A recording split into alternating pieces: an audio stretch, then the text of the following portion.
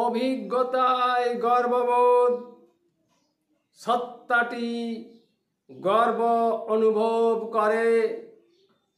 স্বার্থ সিদ্ধে জ্ঞানবোধ,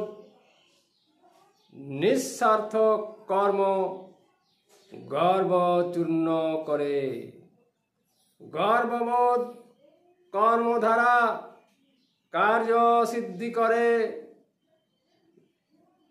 গর্ব একটি বিশেষ ধর্ম, কর্ম বোঝায় থাকে। গর্বহীন দুর্বল ব্যর্থ কর্মবোধে, সবলতায় গর্ববোধ কর্ম সিদ্ধ করে। অস্তিত্বের সত্তাটি গর্বচূর্ণ হলে দুর্বলতা এনে দেয় সর্বকর্ম হতে। অভিজ্ঞতায় গর্ববোধ, সত্তাটি গর্ব অনুভব করে।